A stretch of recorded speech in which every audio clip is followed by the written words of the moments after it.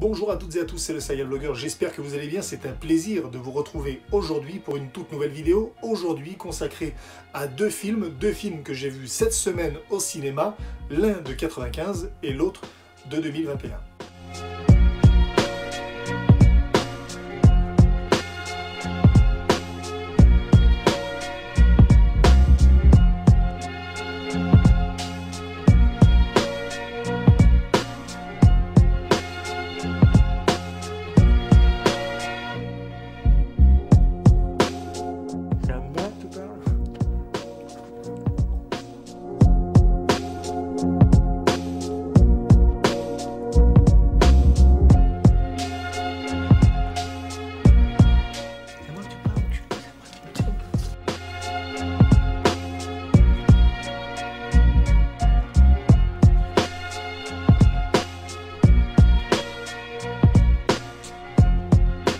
L'histoire d'une société qui tombe et qui au fur et à mesure de sa chute se répète sans cesse pour se rassurer. Jusqu'ici tout va bien. Jusqu'ici tout va bien. Jusqu'ici tout va bien. L'important c'est pas la chute. C'est l'atterrissage.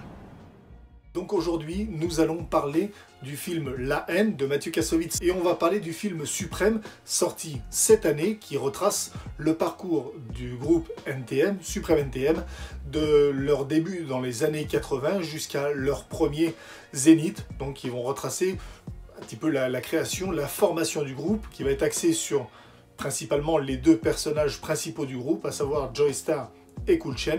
Mais on va y aller tranquillement et on va développer tout ça. Cette soirée était organisée au cinéma 6 étoiles, donc de Sifour-les-Plages, avec lesquels j'étais en partenariat.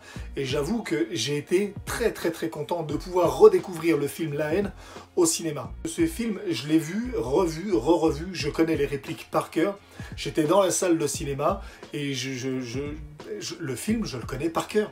Même s'il y avait très longtemps que je ne l'avais pas vu, il y avait énormément de répliques qui sont aujourd'hui devenues cultes. On va pas toutes les énumérer parce que pratiquement toutes les scènes de ce film pourraient être cultes, toutes les répliques de ce film pourraient être cultes. C'est un film qui a impacté ma génération, c'est un film qui a impacté beaucoup de jeunes de ma génération, parce que c'était la première fois, lorsque ce film est sorti, qu'un film prenait le parti ou le point de vue des jeunes. Je parle des jeunes de ma génération, il y en a eu avant, il y en a eu d'autres après, alors là je les ai pas en tête, mais certainement que ça a dû arriver, mais des films autour de la jeunesse, autour des cités, qui prenaient le point de vue et qui prenaient le parti des jeunes, qui se mettaient à la place des jeunes, ben, pour moi c'était la première fois que je voyais ça. C'était la première fois que je voyais un film où la caméra me montrait ce qu'on vivait un petit peu au quotidien. Alors il y a des scènes qui sont complètement... qui aujourd'hui n'ont plus aucun sens. Je pense notamment à la scène où ils sont assis en train de galérer en bas de la cité, ils se jettent des cailloux, ils parlent, ils discutent, ils parlent d'une émission qui s'est passée la veille, puis qui a ni queue ni tête, et qui est très drôle à regarder, très amusante à regarder. C'est pas une scène drôle, mais c'est une scène qui est amusante à regarder. Aujourd'hui, cette scène-là est complètement impossible, parce que la même scène, si vous la tournez, tous les jeunes seraient sur leur téléphone, enfin tous les jeunes, ceux qui seraient dedans, parce que moi le premier, quand j'ai 5 minutes à faire, je sors mon téléphone, je suis sur les réseaux sociaux, je regarde une vidéo sur YouTube, voilà, aujourd'hui, cette scène-là, elle voudrait plus rien dire, mais c'est tellement le reflet d'une génération, c'est tellement le reflet d'une époque, c'est tellement le reflet d'une jeunesse, que ce film, à l'époque, était touchant par sa vérité, et aujourd'hui, le film est touchant, voilà, touchant de nostalgie, touchant toujours autant touchant de vérité, toujours autant vrai dans son analyse, et malheureusement, j'ai envie de dire, les choses, depuis 1995, n'ont pas énormément changé. Les histoires de violences policières sont encore d'actualité, les histoires d'émeutes dans les cités sont encore d'actualité. Alors il n'y a pas des émeutes toutes les semaines, mais je veux dire, c'est des thèmes qui sont récurrents dans notre société, et c'est amusant parce que le film, alors je spoil pas, pour si des fois vous n'avez pas vu ce film, bien évidemment, courez le voir, parce que là c'est un chef-d'œuvre. Dans un instant, on va revenir un peu plus sur la forme que sur le fond, mais le film termine avec donc l'histoire de Hubert, où il dit, c'est l'histoire d'une société qui tombe, Et au fur et à mesure de sa chute, elle se dit sans cesse « jusqu'ici tout va bien, mais l'important c'est pas la chute, c'est l'atterrissage ». Donc il commence en nous disant que c'est l'histoire d'un homme qui chute, et il termine en disant que c'est la société entière. Et ce film, c'est vraiment ça. Voilà, il nous raconte l'histoire de notre société, pas seulement de la jeunesse. On voit qu'il y a des personnes qui sont prêtes à aller jusqu'à l'affrontement avec la police, puis on voit qu'il y a des policiers qui essayent de tout faire pour les aider. Et ce qui est amusant, c'est que quand on a terminé le film, et puis qu'on a eu un petit échange donc, avec les jeunes qui venaient donc, de découvrir le film, des jeunes de 14, 15, 16 ans, donc les jeunes ont remarqué que le film prenait le parti des jeunes de cité en disant que c'était eux les gentils et c'était les policiers les méchants.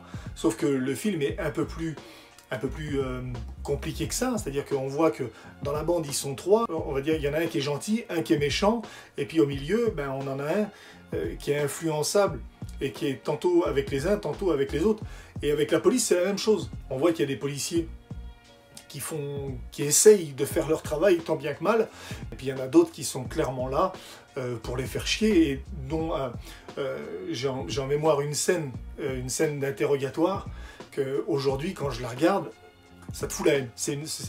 Ce film, voilà, il est tellement représentatif de tout plein de belles choses. Bref, ce film est magnifique. Sur sa forme, le film avait été tourné en noir et blanc, et le fait qu'il soit tourné en noir et blanc, ça nous rajoute de la gravité, ça rajoute de la tension, ça rajoute une certaine froideur, une austérité, nous apporter voilà, un contraste entre ces deux couleurs que tout oppose, et ce qui nous représente un petit peu aussi ce monde que tout oppose, le monde de la jeunesse. On parle souvent d'intégration, et là on parle d'intégration à la société. Et en fait, on voit que les trois vivent bien ensemble.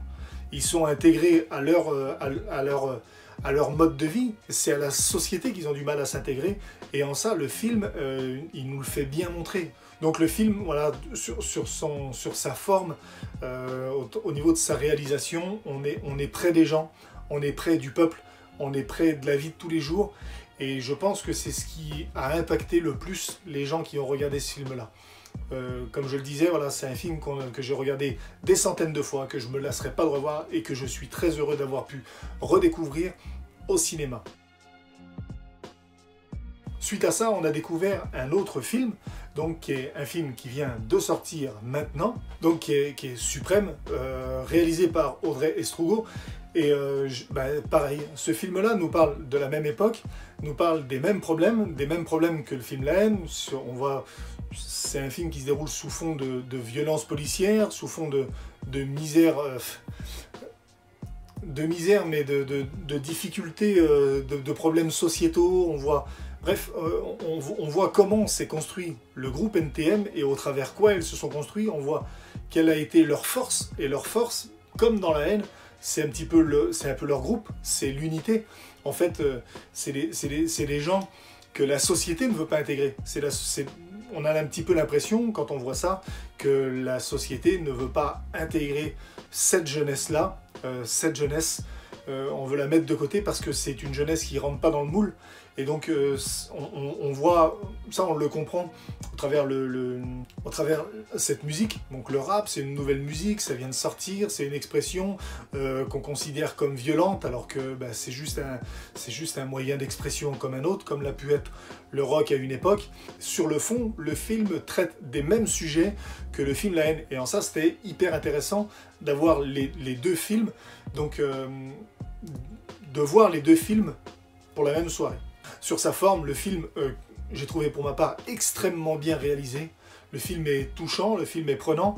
On rentre vraiment en empathie, de par sa mise en scène. On rentre vraiment en empathie avec les personnages. Et donc, bref, moi j'ai kiffé. Je vais pas trop en dire, mais j'ai vu qu'il y avait beaucoup de gens qui ne vont pas voir ce film-là. Je me demande pourquoi, parce que le film est vraiment magnifique. Qu'on soit sensible au rap ou pas, qu'on soit sensible au groupe NTM ou pas, d'ailleurs, le film, c'est un vrai bon film de cinéma. Et ce que je disais avec Noémie, la directrice du cinéma, c'est dommage de voir ce film-là sur une télévision et de ne pas le découvrir en salle avec les conditions de la salle de cinéma, avec le son qui va avec, parce que on est vraiment en immersion quand on découvre ce film-là. Donc, je ne peux que vous conseiller d'aller le voir pour le temps qu'il sera encore en salle, parce que ça serait bête de passer à côté. Je suis allé à la rencontre donc de personnes qui étaient là. Je leur ai demandé leur avis sur ce qu'ils ont pensé des deux films, globalement. Donc on va les écouter maintenant. Et puis voilà. J'ai bien aimé. Et on a vu que c'était la force du groupe qui faisait leur force. Du coup, c'était l'effet groupe qui faisait leur force. On voyait à certains moments qu'il y avait le manager qui voulait écarter une partie du groupe. Et on voyait qu'ils étaient soudés, ils ne voulaient pas se séparer. Ils faisaient tout tous ensemble. Et ça, j'ai super bien aimé qu'ils avançaient ensemble. Et aussi la transition au début, quand ils sont. Ça fait un peu rire comment ils rappent. Et après, à la fin, où ils sont comme des chaises, tout le monde danse. Et ils d'accord tout le monde. Sur Suprême, c'était un super biopic, je trouve que c'est plutôt bien raconté, on est bien dans l'histoire, etc. Ça véhicule de super beaux messages à travers le rap, etc. Et voilà. Sur La Haine, très beau message. En plus, j'aime pas trop les films en noir et blanc, mais pourtant ça va pas poser problème.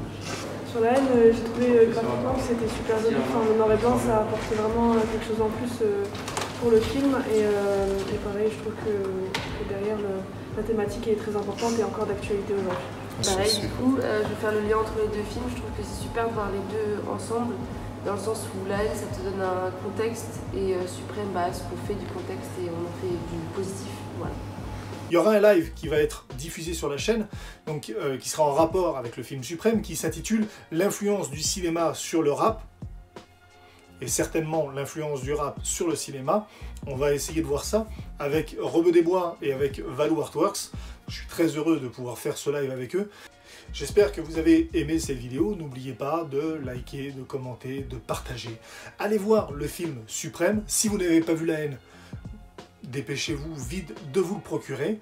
Venez nous voir mardi soir en live pour peut-être interagir aussi dans le live, pour poser des questions, pour parler avec nous, pour suivre un petit peu voilà, tout ce qui va être dit. Je pense que ça va être très intéressant de pouvoir discuter autour de ce sujet qui est vaste et qui n'est pas si simple qu'il n'y paraît. Donc rendez-vous mardi soir, donc c'est mardi 7 décembre sur le live. De toute façon, si vous le loupez, ça sera quand même disponible en replay sur la chaîne.